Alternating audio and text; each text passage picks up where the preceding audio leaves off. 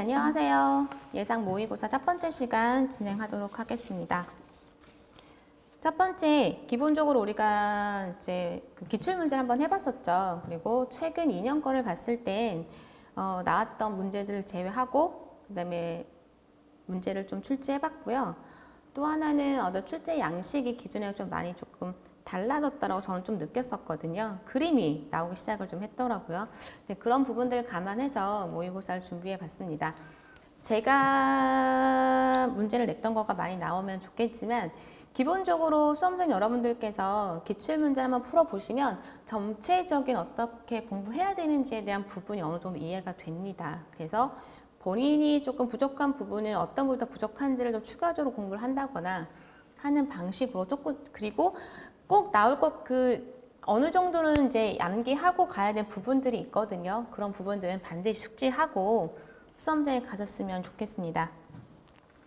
첫 번째는 이제 수근골의 뼈의 이름을 쓰고 그 중에 분류합과 부정류합, 부정류합이 아니고요. 분류합과 무혈성 괴사가 많이 일어나는 뼈의 이름을 쓰시오라고 되어 있습니다. 사실 수근골 뼈에 대한 부분은 많이 출제가 됐던 부분이기도 합니다. 그래서 이번에 한번 좀 했었고요. 8가지 우리가 뼈가 있거든요. 그걸 좀 암기하라고 했었는데 앞에 있는 부분들을 좀 기억을 하시는 게 좋긴 해요. 주월삼두, 대소유유 해가지고 8개 정도의 뼈가 있는데 요거를 좀 기재하라는 출제들이 많이 나왔습니다. 앞에는 이제 주상골이고요. 그 다음에 월상골, 그 다음에 삼각골, 두정골, 대능형골, 소능형골, 그 다음에 유두골, 유구골. 사실 유유해가지고 저는 요거가 좀 헷갈릴 수가 있는데 앞에 이제 디귿, 기역 이렇게 해서 외우거나 아니면 구를 먼저 앞으로 당겨서 하거나 뭐 부위에 대한 거를 하라고 하진 않고 8가지를 쓰라고 나와 있기 때문에 앞에 주, 월, 삼, 두, 대, 소, 유 해가지고 8개 우리가 수근골을 기억을 하시면 좋을 것 같고요. 이 중에서 이제 분류합하고 무혈성 괴사가 잘 일어나는 부위가 어디냐라고 하면 주상골이 되겠습니다. 그래서 우리가 뼈가 이렇게 8개가 있는데 아마 이제 이렇게 손가락이 있을 거예요. 이쪽에 아마 해당이 될 것으로 보입니다. 이쪽에 우리가 분류합과 무혈성 괴사가 많이 생긴다라고 기억을 해주시면 될 것 같고요. 두 번째 문제 보겠습니다. 두 번째는 주상골, 주관절이죠. 주관절 하면 어디죠? 우리가 일반적으로 주관절이라고 표현하지는 않죠. 이런 보통 우리 사람들이 보면 팔 쪽이라고 보시면 됩니다. 그래서 주관절, 팔관절, 팔뚝관절이라고 보시면 되는데 주관절은 상완골의 원위부, 요골, 척골, 근위부로 이루어져 있거든요. 3가지 관절로 이루어져 있는데 상완골 원위부 골절은 사이드와이 프랙처로 발생을 하고 보통 주관절의 심한 손상을 야기한다.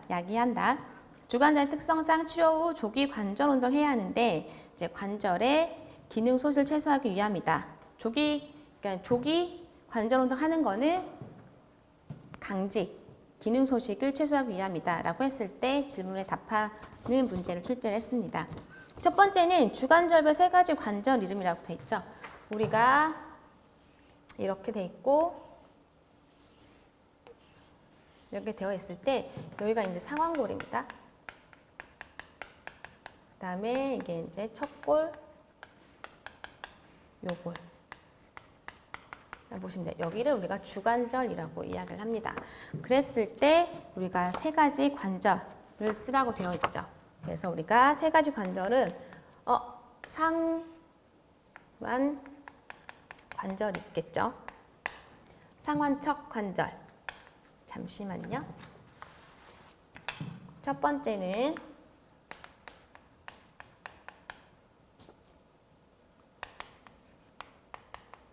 상완척 관절이 있을 수 있고요. 여기 상완골, 여기 관절이 있을 수 있잖아요. 하나 있고요. 그 다음에 상완골하고 요골하고 관절이 있을 수 있겠죠. 이거는 우리가 상완 요관절. 상완골이 있으니까 우리가 상완 첫 관절은 여기 첫 골 있죠? 제가 설명을 조금 헷갈리게 했는데 여기 먼저 상완과 촉골 관절, 상완 첫 관절, 상완과 요골 관절, 상완 요골 관절 두 개 했죠. 나머지 세 개는 근위 요척 관절. 우리가 상완골에서는 이쪽이 원위가 되겠지만 우리가 요골하고 척골에서는 여기가 근위부가 되겠죠. 그래서 근위 요척 관절, 요골 척골 관절 세 가지 관절이 이때 되겠습니다. 그래서 상완 척골 관절, 상완 요척 관절, 그 다음에 근위 요척 관절 해서 주관절에는 세 가지의 관절이 있다라고 설명을 드릴 수가 있고요. 이렇게 작성을 하시면 됩니다. 여러분들 이해를 돕기 위해서 그림을 같이 그렸고요. 여러분들 같이 요골 척골이 있으니까 상완 척관절, 상완 요척관절, 근위 요척관절 이렇게 기록을 하시면 될 것 같고요. 이름 자체가 어려워서 어렵게 느껴질 수 있겠지만 우리가 뼈 명칭만 조금 기억을 하신다면 크게 어렵지 않게 느껴질 수가 있습니다. 팔꿈치 관절 손상 후 발생하는 합병증 3개입니다. 우리가 이제 합병증을 보시잖아요. 합병증. 기본적으로 골절됐을 때 나타날 수 있는 합병증을 먼저 기억을 하시면 됩니다. 우리가 골절이 되면 올 수 있는 합병증, 그리고 골절이 되면서 함께 손상되는 어떤 것들이 있죠. 함께 손상받을 수 있는 부위들이 있습니다. 그거를 보통 여러분 생각하시면 될 것 같아요. 보게 되면 우리가 뼈가 부러지면 거길 지나가는 게 혈관도 있고 신경도 있잖아요. 그래서 신경 손상이 있을 수 있겠고요. 그 다음에 혈관 손상도 있을 수 있습니다. 그리고 뭐 강직이라던가 구축, 그 다음에 뭐 분류압 이런 것들도 있을 수 있겠고요. 그 다음에 뭐 우리가 볼크만 허혈석 구축, 그러니까 보크만 허혈석 구축 같은 경우에는 그러니까 혈관을 이제 요게 어떤 석고 붕대나 이런 것들로 인해서 우리가 혈관을 조여주게 되면 그걸로 인해서 올 수 있는 혈액이 통하지 않아서 올 수 있는 구축 현상들이 올 수가 있습니다. 골절이 됐을 때 부목을 내기도 하고 석고 붕대를 대기도 하잖아요. 그래서 올 수 있는 합병증들이 올 수 있습니다. 그래서 요거는 이제 굳이 여러분들 기억 못한다 하더라도 기본적으로 뼈가 골절되면은 그 주위 조직들이 있죠. 신경이라던가 혈관들이 같이 손상을 받을 수가 있습니다. 그래서 그들이 받게 되면 뭐 신경 손상을 받게 되면 움직이지 않을 수도 있고요. 혈관 손상을 받게 되면 또 혈액순환이 안 되게 되면 우리가 그쪽으로 영양 공급이 안 되기 때문에 뭐 괴사가 올 수도 있고, 그다음에 너무 오랫동안 뭐 되고 있는다거나 아니면 관절내 또는 분쇄골절로 인해서 아예 움직임에 제한이 온다던가 그런 것들이 올 수가 있고, 아예 유압이 안 되는 거, 뼈가 제 어떤 기관 내에 붙지 않아서 올 수 있는 합병증들이 올 수가 있습니다. 그래서 좀 작성을 해주시면 되고요. 합병증 관련해서는 여러분들 그냥 기억나는 거 순서대로 먼저 좀 나열을 해주시면 점수를 조금 더 가져갈 수 있을 것으로 보여집니다. 세 번째는 합병증 중에서 소아의 과상관절이나 구획증후군 등으로 인한 합병증의 증상 5가지를 쓰시오라고 되어 있습니다. 보통 이제 아이들 과상관절 그림 제가 너무 잘 그렸죠? 뼈가 있으면 이제 여기에 과라고 볼 수가 있습니다. 그러면 과상이니까 위겠죠. 이쪽에 여기 하나 구획증후군 등으로 인한 합병증의 증상이라고 되어 있습니다. 우리가 이제 구획증후군의 증상을 쓰라는 거죠. 구획증후군 우리가 OP 증상이 있죠. OP 증상 뭐가 있을까요? 원래 이제 영어로 하게 되면 앞에 다 P가 들어가서 OP라고 되어 있거든요. 보게 되면 구획증 첫 번째 통증이 올 수가 있겠죠. 그 다음에 뭐 무매, 창백, 뭐 감각, 소실, 하나 뭐가 있을까요? 마비. 그래서 요건 여러분들이 꼭 기억을 해주셔야 되는 것 중에 하나로 보시면 되겠습니다. 해서 우리가 두 번째 문제에서 주관절 세 가지 관절이 있다고 했죠. 상완관절이 있고 우리가 척골이 있고 요골이 있다고 하면 상완 척골, 여기 척골이고 상완척 근위관절, 그 다음에 상완 요척 근위관절, 상완요, 그러니까 앞에 골은 빼고요. 상완척 관절, 저도 익숙하지가 않습니다. 그러니까 관절이 가끔 나올 수가 있어 조금 어려울 수 있는데 한번 했고요. 그 다음에 이거 어려울 수 있을까 제가 한번 정리를 해드립니다. 저도 헷갈리니까 상완 요 관절, 그 다음에 앞에 근위 요척 관절. 그래서 어쨌든 상완골과 척골, 요골이 있으면 얘네들로 상완과 요관절, 상완과 척관절, 그 다음에 여기 근이잖아요. 요골과 척골의 근이, 여기에 근이, 요척, 관절 세 가지로 보여줄 수가 있고, 우리가 올 수 있는 주관절이 골절해서 올 수 있는 합병증, 신경 손상, 혈관 손상, 뭐 불류압 등 올 수 있고, 볼금 하혈석 구축도 올 수가 있다. 왜 아이들 같은 경우에 볼금 하혈석 구축 같은 경우에는 아이들, 그 다음에 우리가 상지에 많이 나타날 수 있기 때문에, 그리고 구획 중에 오피 증후군, 우리가 통증부터 마비까지 기억을 해주셔야 된다는 거 정리를 하고 넘어가겠습니다.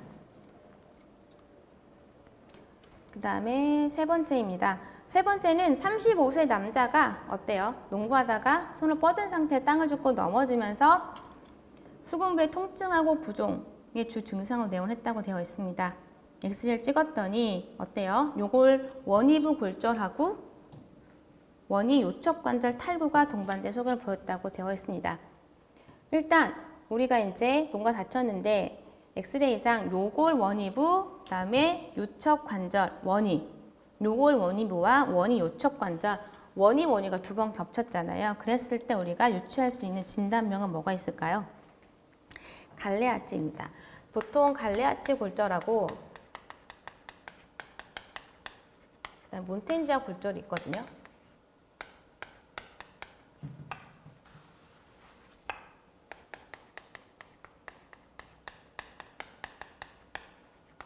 그게 좀 헷갈릴 수가 있습니다. 그래서 몬척은 모르는 척. 그래서 척골 근위부 요척 탈구. 그러니까 앞에 근위, 척골은 근위가 두 번 들어가고요. 그다음에 갈요, 요골에 원위와 원위 두 번이 들어갑니다. 그래서 요골의 원위 탈구 같은 경우에는 갈레아치, 갈요, 몬텐지아는 모르는 척, 척골의 근위부 골절, 근위부 탈구. 이렇게 좀 기억을 하시는 거, 저는 그렇게 좀 기억을 하는 게 좀 기억을 오래 할 수가 있겠더라고요. 그렇게 여러분들도 여러분의 방식으로 좀 기억을 해주시면 좋을 것 같고요. 그래서 가능성이 높은 진단명은 이제 뭐다? 갈레아치 골절이라고 되어 있고요.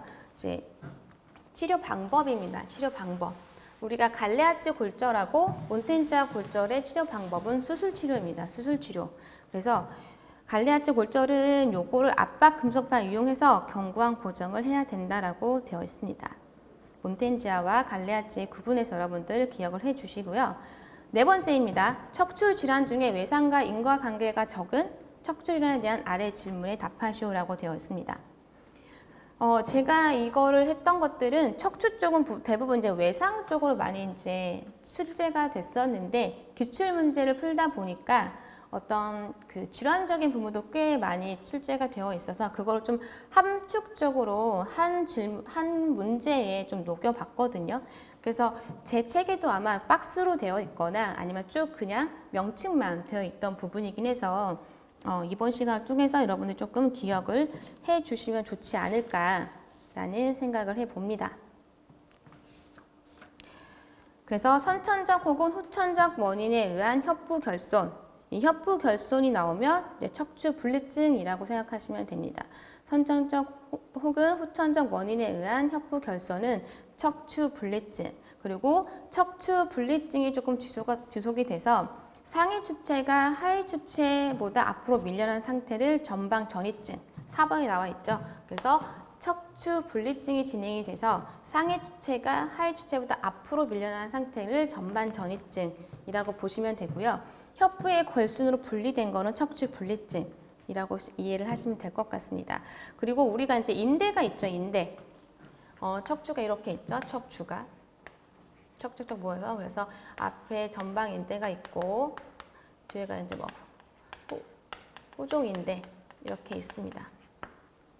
있는데 인대가 골화돼서 신경 장애를 발생시킨 질환인데요. 이런 어떤 인대들은 굉장히 탄력적인 존재들입니다. 그래서 어떤 충격도 흡수해주고 이런 뼈들이 앞으로도 튀어나가지 않게 잡아주는 안정적인 역할을 하고 있는데 얘네가 이제 골화되는 거죠. 뼈처럼 딱딱하게 굳어서 신경을 누르는 거. 이거를 우리가 후종인대 골화증이라고 합니다.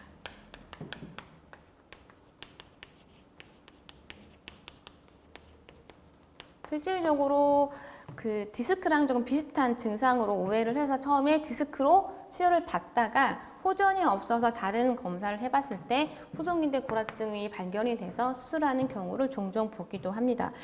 후종인대 골화증을 잘 치료하지 않게 되면 뭐 마비가 상지마비, 하지마비 아니면 전체 사지마비가 되는 경우도 있기 때문에 꼭 치료를 해서 제거하는 부분이 있습니다. 그리고 척추관이 좁아져서 신경을 압박하는 상태로 주로 4번, 5번 요추관을 호발하는 질병은 이러는데요. 앞에 이제 거의 답이 나와 있죠. 척추관이 좁아져서 척추관 협착증.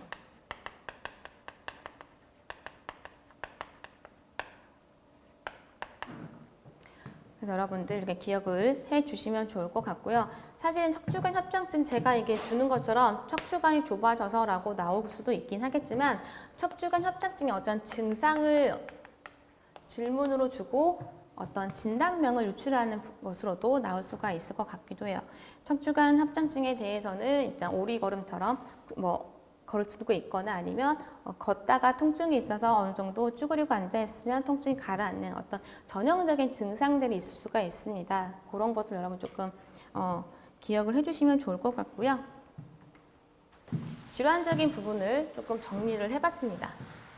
상위 부분만 나오다 보니까 그래서 어떤 척추가 이렇게 있으면 이렇게 있잖아요. 있으면 이런 협부들의 결손으로 일어나는 거 척추 분리증. 그 분리증을 위해서 상해 주체가 하해 주체 앞으로 밀려나는 거 전방 전이증. 그리고 인대가 골화돼서 골화되어 신경장애를 발생시키는 질환. 후종인대 골화증이라고 보시면 되고요. 척추간의 협적으로 발생되는 거 척추간 협착증.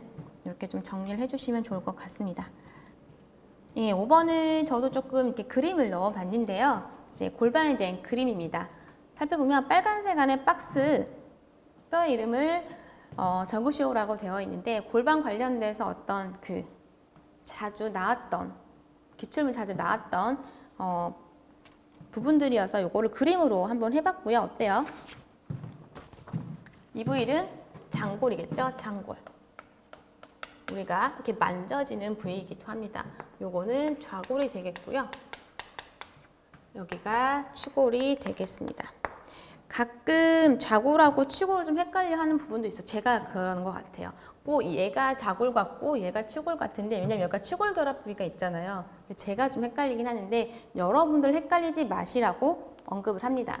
요게 좌골이고 요게 치골이라는 거, 골반을 구성하는 거 좌골, 장골, 좌골, 치골 이렇게 구성이 되어 있다. 이런 기출문제에서도 골반을 구성하지 않는 뼈 이런 것들이 나왔었기 때문에 그림을 한번 출제를 해보았고요. 그렇다면 두 번째입니다. 골반의 비구를 구성하는 뼈의 명칭을 작성하시오라고 되어 있죠. 어디죠? 비구가 여기죠, 여기. 여기를 구성하는 뼈 뭐가 있을까요? 장골이 있을 수가 있겠죠. 그 다음에 이게 치골이니까 치골이 있을 수가 있겠고 그 다음에 골두 여기가 대퇴골두가 있잖아요. 이렇게 형성이 돼서 뭐 이렇게 되기 때문에 그래서 장골, 치골, 골두 이렇게 여러분들이 작성을 하시면 되겠습니다. 우측 고관절 비급부 골절 및 탈구로 발생을 해서 수술을 치료를 받았는데 예상되는 합병증에 대해서 쓰시오라고 되어 있습니다. 그러니까 우리가 기본적으로 골절 및 탈구가 되었을 때 올 수 있는 합병증 가장 먼저 생각나는 게 뭐가 있을까요? 기본적으로 우리가 수술을 또 받았다고 했죠. 합병증 예상될 수 있는 거 그냥 처음부터 떠오르는 거를 좀 위주로 하시면 좋을 것 같아요. 뭐가 있을까요? 우리가 수술을 했기 때문에 그래서 올 수 있는 거, 수술하게 되면 우리가 감염일 예상할 수가 있겠죠. 기본적인 것부터 여러분 떠오르는 거 하시면 되긴 합니다. 그리고 아까 골절 같은 거 되었을 때 주변 조직이 또 손상받을 수 있다고 말씀을 드렸죠. 우리가 신경 손상이나 혈관 손상이 올 수가 있습니다. 그리고 우리가 골절이 되고 나서 일정 기간 지나고 나서 관절염이 올 수가 있는데 퇴행성이 아니라 우리가 어떤 외상으로 됐기 때문에 외상성 관절염이 올 수가 있습니다. 그리고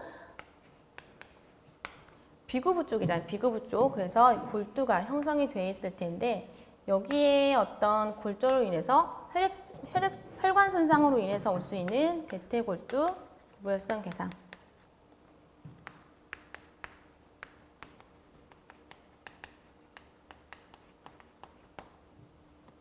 다섯 개 이상으로 되어 있기 때문에 또 뭐가 있을까요? 골절이나 탈구됐을 때 여러분들 볼 수 있는 것들. 뭐 제가 답변에 뭐 고관절 아타고 했는데 뭐 부정유합도 올 수가 있겠죠. 부정유합, 불유합, 유합이 안 된 거, 뼈가 붙어야 되는데 안 붙고 있거나 아니면 해부학적 위치, 원래 제 위치가 아닌 다른 위치에 있거나 아니면 뭐 지연유합, 합병증이니까요. 원래 한 8주면 붙어야 되는데 뭐 예를 들어서 16주가 돼도 붙지가 않는다거나 그런 것들이 올 수가 있겠죠. 그래서 또 올 수 있는 건 이런 것들로 인해서 이제 강직이 올 수가 있고 이렇게 해서 여러분들이 이제 기억나는 것들 수술했기 때문에 감염이 올 수가 있고 골절되면 주변 조직까지 손상이 받을 수가 있잖아요. 혈관이나 신경 손상이 올 수가 있고 우리가 관절염이 쉽게 올 수가 있다. 근데 앞에 우리가 상해로 인해서 올 수가 외부의 요인에서 왔으니까 외상성 관절염이 올 수가 있고 우리가 대퇴골두 무혈성 괴사도 올 수가 있다라고 설명드리는 건 대퇴골두 있는데 여기가 골절이 되게 되면 혈액순환이 이렇게 가거든요. 이렇게 가는데 이게 혈관 손상을 받음으로 인해서 우리가 이제 혈액순환이 안 되기 때문에 괴사가 돼서 쟤를 아예 그냥 걷어내고 인공관절을 넣어버리는 경우가 있죠. 그래서 모든 괴사가 올 수가 있고 강직이라던가 부정유합, 불유합들도 올 수가 있다는 거. 여러분들이 어떤 게 더 편한지 그걸 좀 정리해서 적어주시면 좋을 것 같아요. 합병증을 이야기할 때는 그게 골절이나 탈구되었을 때 그냥 그 부위를 여러분 생각하세요. 탈구는 빠져서 나온 거잖아요. 그랬을 때 함께 동반돼서 손상받을 수 있는 것들을 먼저 기억을 하시면 점수를 좀 가져갈 수 있다라고 보여집니다.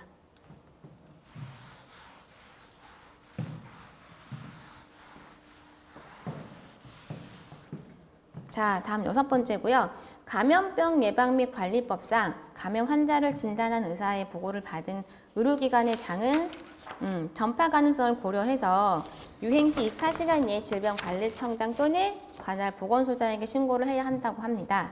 네, 이 감염은 주로 사람에서 사람으로 공기를 통해서 전파를 하며 폐, 신장, 신경, 뼈 등 우리 몸속 대부분의 조직이나 장기의 병을 일으킬 수 있습니다. 라고 장황하게 좀 설명을 해놨죠. 자, 문제입니다. 가장 의심할 수 있는 감염병을 쓰라고 되어 있죠. 뭐가 있을까요? 여기서 포인트는 이제 사람에게서 사람으로 그리고 뭐로? 공기를 통해서 전파가 된다라고 했습니다. 솔직히 요거는 조금 페이크예요. 헷갈릴 수 있게 쓰는 거고 몸속에 대부분의 조직의 장기에서 병을 일으킬 수 있는데 사람이나 사람에게서 전파를 하고 공기를 통해서 전파를 한다라고 되어 있습니다. 요즘 코로나19로 인해서 좀 이런 문제가 감염병이 2020년도에 좀 바뀌었는데 아직 요거 관련돼서 문제 출제가 되지 않은 것 같아서 같이 연결지어서 문제를 내봤거든요. 어려울 수 있습니다. 이거는 결핵입니다. 결핵.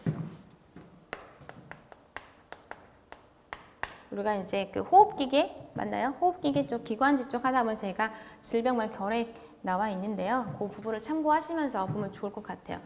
포인트는 사람에게 사람 동기인데 공기를 통해 전파가 된다라고 되어 있습니다. 특히 이제 폐에 우리가 전파가 되는 부분이 있고요.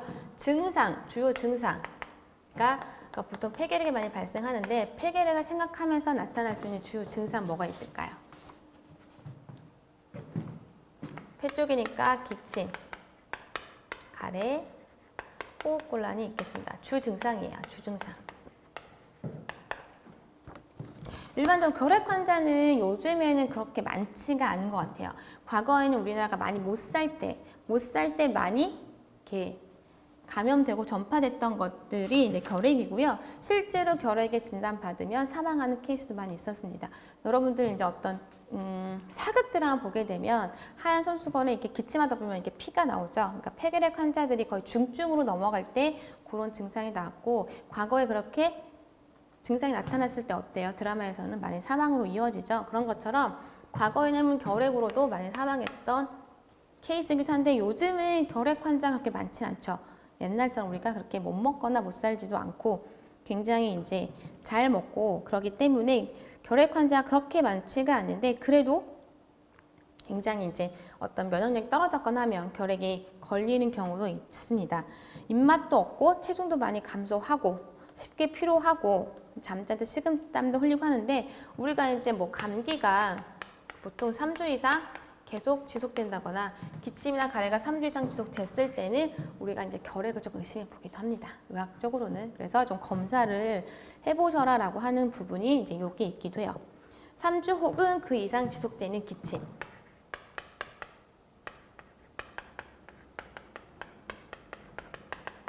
기침일 때 조금 의심해봐야 되는 부분이 있고요. 이랬을 때 우리가 이용한 검사. 폐니까 그냥 기본적으로 우리가 검사는 뭐가 있을 수 있을까요? 그러니까 흉부 엑스레이가 있겠죠. 흉부 엑스레이. 그러니까 우리가 이제 여기로 쓰면 되고요. 증상들을 생각하면서 검사 방법을 생각해 보자고요. 폐를 한 번쯤 영상을 찍어봐야 되겠고요. 가래가 많이 나온다겠죠. 객단 검사. 검사를 통해서 균을 배양해서 이제 결핵에 대한 어떤 균이 있는지 확인 한번 해야 되고요. 폐결핵에서는 또 전형적으로 하는 검사가 투베르클린 검사입니다. 피부 반응 검사가 있습니다. 이 정도 여러분들이 정리를 해주시면 좋을 것 같습니다. 그리고 적절한 치료. 어때요? 결핵 환자들 어떤 치료를 할 것 같은가요? 결핵으로 우리가 뭐 수술을 하거나 그러진 않겠죠. 약물을 복용합니다. 약물 치료를 하죠. 약물 치료를 하는데, 결핵 같은 경우에는 이제 항결핵제를 사용을 합니다. 근데 보통 이건 6개월 이상 꾸준히 복용을 해야 돼요. 그러니까 중간에 이제 그럴 수도 있어요. 중간에 이제 결핵균이 이제 활성화가 되지 않고 결핵균이 나오지 않는다고 3개월 만에 검사했더니 이제 결핵균이 더 이상 나오지 않는 거죠. 그러면 약물을 중단해도 될까요? 그러지 않습니다. 꾸준히 6개월까지 복용을 하고 그래도 이제 어떤 활성화되지 않고 균이 배양이 되지 않을 때 이제 의사의 권유에 의해서 약물을 스탑을 하는데요. 만약에 3개월째 이제 균이 나오지 않아 스탑을 한다. 그럼 다시 발생하게 되면 내성이 생깁니다. 내성이 생겨서 약을 더 혼합하거나 추가되는 경우가 있어요. 이 폐결핵 약이 항결핵제가 굉장히 독해요. 그래서 이걸 먹다 보면 굉장히 살도 많이 빠지고 힘들어합니다. 식사도 못하고. 그랬기 때문에 내성이 생기지 않게 꾸준히 복용을 해야 되는 부분이 있습니다. 자, 7번째 볼게요. 7번째, 당뇨병으로 약물 복용 중 70세 노인 환자입니다. 3개월마다 혈액 검사를 통해 혈당이 잘 유지되는지 확인을 하는데, 혈당이 정상 범위 내 유지가 잘 되고 있다고 결과를 얻었을 때 이제 답안을 작성하시라고 되어 있죠. 예상할 수 있는 검사명입니다. 어떨까요? 보게 되면 3개월 혈액 검사를 통해서 우리가 혈당이 잘 유지되고 있는지, 이게 포인트겠죠. 요거는 우리가 당화혈색소 검사입니다.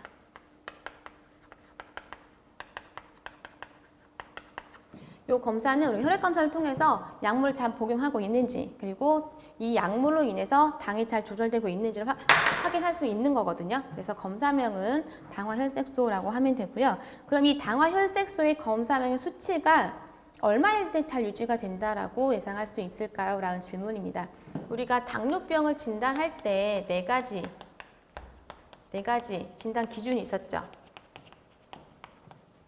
그 중에서 당화혈색소가 몇일 때 우리가 당뇨를 진단한다고 되어 있죠? 6.5%입니다. 6.5% 이상이면 우리가 당뇨를 진단한다고 되어 있고요. 지금은 어때요? 잘 유지가 되고 있기 때문에 이것보다는 낮아야겠죠. 그래야 잘 유지가 되고 있다라고 할 수가 있잖아요. 그거는 5.5%입니다. 5.5%일 때 우리가 당뇨가 잘 조절되고 있다라고 보실 수 있습니다. 그리고 세 번째, 우리가 만성 당뇨 합병증 3가지를 기술하시오라고 되어 있죠.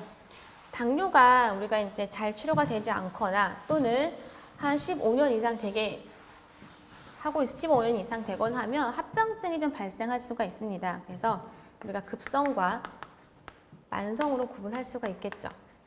만성 당뇨 합병증, 재산보험에도 좀 이렇게 중복이 될 수 있는 부분이긴 한데요. 뭐가 있을까요? 뭐가?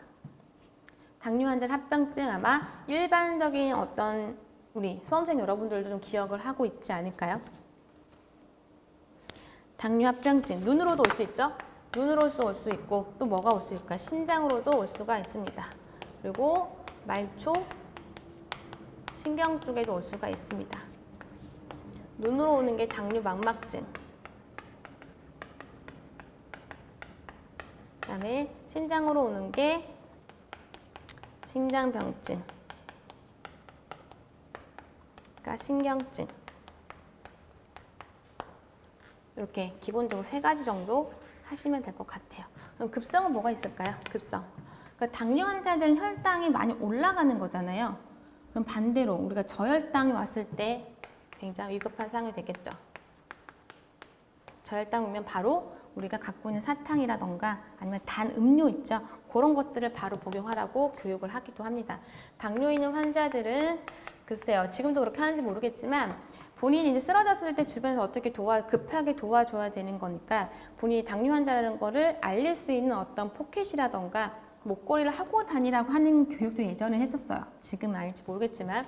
그래서 본인이 미처 혈당이 떨어지는 걸 못 느끼고 쓰러지면 주변에서도 이걸 보고 아 당뇨 환자니까 먼저 당을 올려야 되니까 단 음료를 주거나 아니면 사탕을 줘야 되는 응급상에 빠지기도 합니다. 저혈당이 올 수가 있겠고요. 그 다음에 당뇨 케톤산증이 있습니다. 그래서 급성은 2가지가 올 수가 있고요. 만성 당뇨병 중에 3가지는 눈으로 오기도 하고 신장으로 오기도 하고 우리가 왜 발가락과 손가락 끝이 찌릿찌릿 저리다고 이야기를 하잖아요. 그리고 우리가 말초 신경 중에 문제가 생겨서 우리가 그 발 관리를 잘 하라고 교육을 합니다. 당뇨 환자들한테 발 관리. 그냥 우리 무심하게 발 관리 그냥 평상시에 우리는 어디에다 잘 부딪히거나 긁혔을 때 아니면 뭐가 찔렸을 때 조금 지나면 괜찮죠. 근데 당뇨 환자들은 잘 관리가 안 되잖아요. 발 관리 찔렸었는데 그걸 잘 치료하지 않았다. 그럼 나중에 발가락을 절단하거나 아니면 발목이 절단하는 경우도 발생할 수가 있습니다. 실제적으로 저도 작년에도 그런 환자가 저한테 이제 의뢰를 온 적이 있었는데요. 발가락이 골절됐는데 발목을 절단했어요. 그래서 당뇨 환자들 합병증, 망막증으로 올 수 있고 신장병증, 신경증 그렇게 여러분들 기억을 해주시면 좋을 것 같습니다. 자, 8번째 문제입니다. 8번째는 유방암 증상인 초기의 무증상부터 이제 멍울. 우리가 유방암 같은 경우에는 그러니까 우리가 뭐 암이 걸렸다고 판단하게 된 통증이 있을 거라고 생각을 하시잖아요. 근데 유방은 그렇지가 않습니다. 만졌을 때 아프다 그러면 암이라고 생각하지 않아. 이런 증상들. 멍울이 있거나 유두에 분비물이 발생을 하거나 피부 변화 또는 유두의 함몰 거기에 습진성 병변이 있거나 겨드랑이 응어리가 보일 때 유방암을 의심해 볼 수가 있습니다. 그래서 보통 성인의 50에서 80% 경험하게 되는 유방 통증의 경우에는 유방암에 관련 있는 경우는 10에서 15%에 불과하다고 되어 있습니다. 그랬을 때 우리가 유방암의 진단 검사에는 유방 촬영하고 초음파가 있는데 전이를 확인하기 위한 뼈 검사, 간 초음파, 흉부 촬영 등을 검사하게 됩니다. 이랬을 때 질문은 뭐죠? 쭉 설명해놓고 유방암의 위험 인자가 알려진 거 서술하시오라고 되어 있습니다. 아마 책이나 기출문제에서 아마 정리를 해놓은 것 같아요. 어떤 대장암의 위험 요인이라던가 유방암의 위험 요인 또는 뭐 경부암의 위험률 이런 것들 정리를 좀 해놨거든요. 그다음에 뭐 자살에 더 노출이 돼서 자살의 위험 요인이라던가 그런 것들이 있는데 그렇게 좀 정리된 것들은 여러분들 꼭 기억을 해주시고 적어도 4개에서 5개 정도는 여러분들이 기억을 하실 수 있도록 정리를 해주시는 걸 권유드립니다. 자, 그러면 유방암의 위험인자 뭐가 있을까요? 유방암의 위험인자.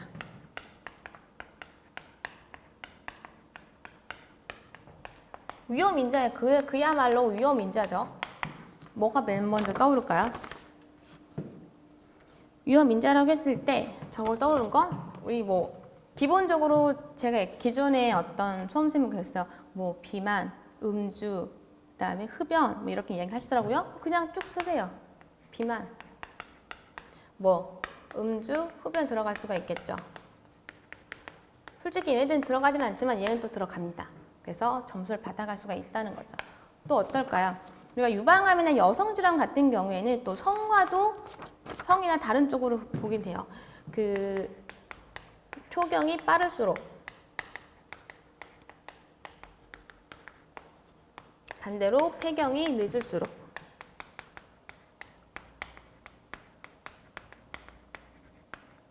어때요? 윈자가 올라간다라고 보시면 돼요.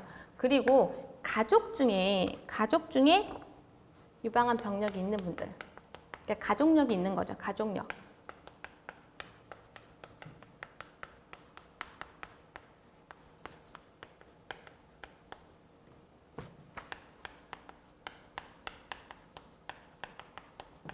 병력이 있는 분. 그리고 또 뭐가 있을까요? 여성 쪽이라고 생각했을 때 초경이 빠를수록 가족 중에 있을수록 또는 우리가 아이를 초산이 늦을수록 초산이 늦은 경우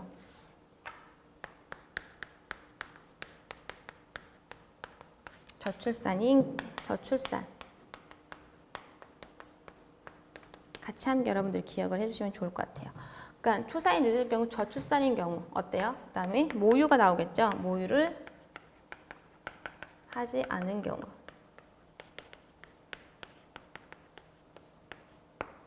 그 다음에 우리가 늘 알고 있는 건데요. 호르몬 약 복용하신 분 얼마 동안 5년 이상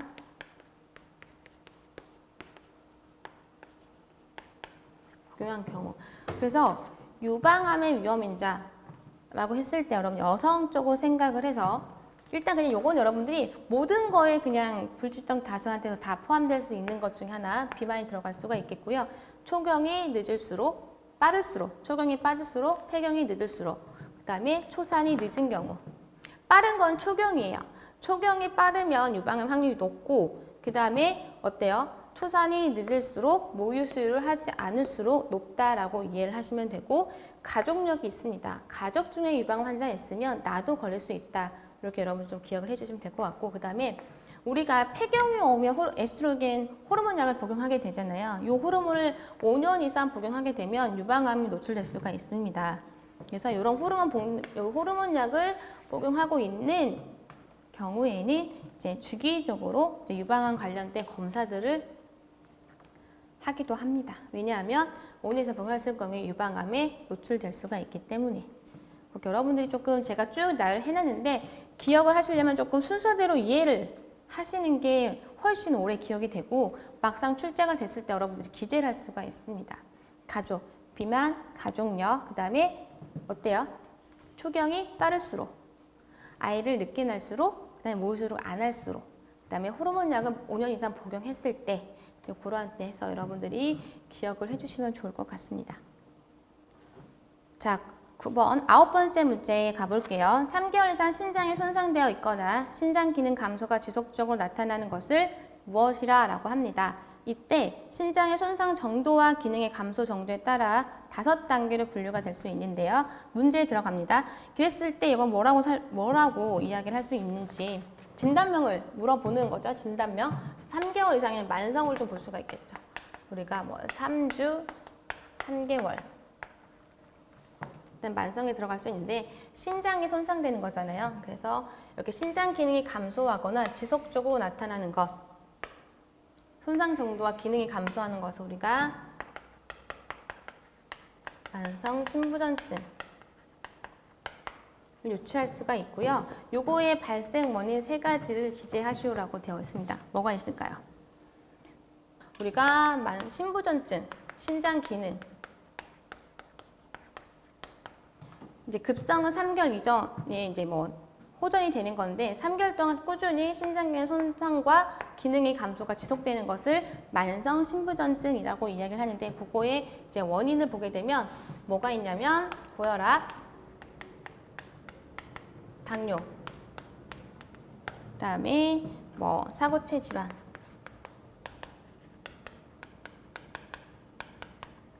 뭐 다낭증 정도가 될 수가 있겠습니다. 신장이 망가지는 것 중에 원인이 첫 번째 고혈압, 두 번째는 당뇨. 여기까지는 여러분들 크게 어렵지가 않습니다. 그리고 뭐 세 개 정도 쓰라고 했으니까 사고체 질환. 우리가 이제 신장 안에 사고체라는 게 있는데 그거에 대한 질환으로 우리가 신장 기능에 손상이 오거나 기능이 감소되거나 손상이 된다. 세 가지 정도로 여러분들 기억을 해주시면 좋을 것 같고 그다음에 신장의 손상 정도와 기능 감소 정도에 따라서 5단계로 기술하라고 되어 있습니다. 요건 아마 그 재산보험 보게 되면 거기 말기 그러니까 신부전을 어떤 5단계 구분하는 기준이 있거든요. 그래서 신장 기능 보게 되면 그 신장 기능이 어느 정도 몇 프로가 남아 있는지에 따라서 1단계부터 5단계까지 구분할 수가 있습니다. 저는 이렇게 어떤 단계를 쓰라고 하면 첫 번째 거, 마지막 단계를 먼저 그 기억을 구분을 해놓고 나머지 두 번째, 세 번째, 네 번째만 여러분들이 이제 작성해 주시면 되긴 하잖아요. 그래서 우리가 각각 1점씩을 가져간다고 가정했을 때 1단계, 5단계만 와도 2점은 가져갈 수가 있기 때문에 일단은 어쨌든 기억을 해야 된다라고 하면 본인들한테 좀 편한 방법으로 기억을 하시려고 방법을 좀 찾는 것도 방법인 것 같아요. 첫 번째는 정상이겠죠. 그리고 마지막에는 어때요? 몇 프로? 15% 이하로 감소되었을 때 무엇이 신장 기능이 우리가 신부전을 손상 정도로 이제 5단계 정도에 따라서 구분하는데 첫 번째는 정상이고 마지막 단계는 신장 기능이 15% 감소했을 때는 거의 마지막 단계로 해가지고 우리가 신장 이식을 하거나 혈액 투석 뭐 이런 것들을 진행할 수가 있을 수 있습니다. 두 번째는 신장 기능이 69에서 89%일 때 그리고 세 번째는 30에서 59%일 때 그리고 네 번째는 15%에서 29%일 때 저는 뒤에 거를 이제 조금 기억을 하고 앞에 거를 좀 유추했던 것 같아요. 그래서 여기서 여기 조금씩 오잖아요. 69%, 59%, 그 다음에 30, 29 그리고 15% 미만으로 감소됐을 때 정상이고 15% 미만, 15% 이하로 감소됐을 때 해서 신장 기능이 정상이고 1단계, 5단계는 15% 이하로 감소됐을 때 2단계는 69에서 89, 3단계는 30에서 59, 4단계는 이제 50에서 29%일 때 구분을 한다라고 되어 있고요. 이렇게 밑으로 내려갈수록 기능이 더 안 좋아지는 거라고 이해를 하시면 되겠습니다. 그렇게 해서 작성해 주시면 될 것 같고요. 마지막 10번 문제입니다. 만성 폐쇄성 폐질환의 사망률을 예측하는데 유용한 지표로 바디 인덱스가 있는데요. 이 바디 인덱스 4가지 구성 요소를 모두 쓰시오라고 되어 있습니다.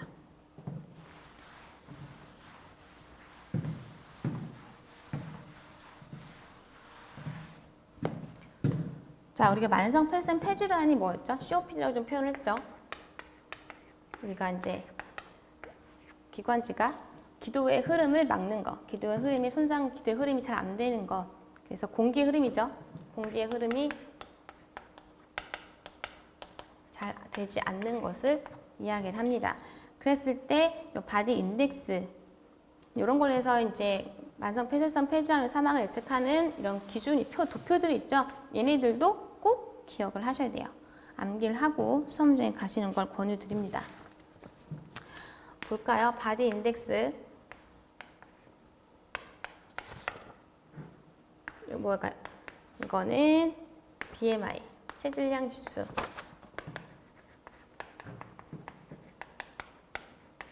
오는 뭐가 있을까요? obstruction.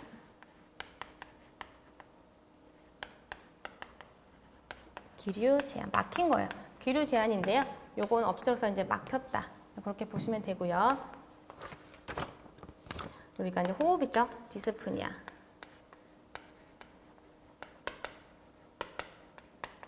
앞자리를 따서 이렇게 우리가 바디 인덱스라고 표현합니다. 이거는 이제 엑서사이즈. 운동 능력. 요걸 통해서 우리가 COPD 환자들 사망률을 예측할 수 있다라고 볼 수 있는 구성 요소라고 합니다. 해서 여기까지 해서 우리 이제 1차 모의고사 풀어봤고요. 조금 어렵게 느껴질 수도 있을 것 같아요. 근데 일반적으로 학원에 있는 강사분들이 문제를 낼 때 쉽게 내진 않습니다. 좀 어렵게 내고 오히려 시험장 갔을 때 좀 쉽게 나오면 훨씬 이제 푸는데 용이할 수는 있긴 하거든요. 그래서 크게 어렵다고 생각하지 마시고요. 제가 여러 차례 이런 경험을 통해서 보면 그냥 의학이론 책 내, 의학이론은 문제은행 같아요. 문제은행 문제에 나왔던 그동안의 기출문제 내에서 조금 나오기 때문에 기출문제만 좀 풀어보거나 근데 너무 양이 많을 수 있기 때문에 책을 좀 정독해내는 방법도 있고 아니면 제가 쭉 진행했던 기출문제 한번 쭉 풀어보는 방법도 하나의 그런 공부하는 데 도움이 많이 될 거라고 생각을 합니다. 그렇게 해서 모의고사 첫 번째 오늘 마무리할게요. 총 5번에 걸쳐서 모의고사를 준비를 할 거예요. 그래서 여러분들 잘 따라와 주시고 어려운 부분이 있거나 그런 부분은 좀 같이 여러분들이 메모를 하셨다가 기억을 하시고 시험장에 가시길 바랍니다. 예, 오늘 여기까지 하고요. 다음 시간에 뵐게요. 고생하셨습니다.